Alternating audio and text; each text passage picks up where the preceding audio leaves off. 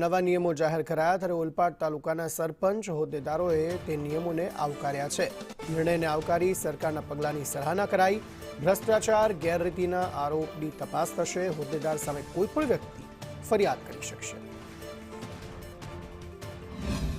પંચાયત અધિનિયમ 1993ના જે નવા નિયમો જાહેર થયા છે તેને સરપંચો પણ આવકાર્યા છે, કારણ કે જે રીતે ભ્રષ્ટાચાર છે, ભ્રષ્ટાચાર મજા મૂકી રહ્યો છે, જેને અંકુશમાં લાવવા સરકાર દ્વારા અનેક પ્રયાસો કરવામાં આવ્યા છે। આપણી સાથે મહિલા છે, તેમનાથી જાણે સરપંચ બેન, આજે ભ્રષ્ટાચારના જે નવા નિયમો આવ્યા છે શું કહેશો, શું લાગી રહ્યું તમને? પંચાયત સરકાર જે નિયમો ઘડ્યા છે ભ્રષ્ટાચાર 1993ના તે સારા છે। અને હું તો કહું, પંચાયત સરકાર જે નિયમો ઘડે, જે ભ્રષ્ટાચારો છે, અધિકારીઓ છે, પંચાયત હોય, કોઈ બી પંચાયત હોય, જિલ્લા પંચાયત હોય, તાલુકા પંચાયત હોય, જે ભ્રષ્ટાચાર થઈ રહ્યો છે એના માટે કડકમાં કડક તપાસ થવી જોઈએ। સરપંચ હોય કે તાલુકા સદસ્યો હોય કે જિલ્લા સદસ્યો હોય, જો કોઈ બી ભ્રષ્ટાચાર કરતો હોય એના માટે પગલાં લેવા એ બહુ જરૂરી છે ને લેવા જ જોઈએ।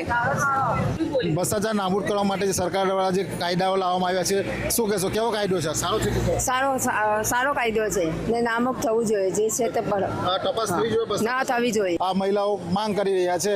નિલેશ પટેલ, સંદેશ ન્યૂઝ।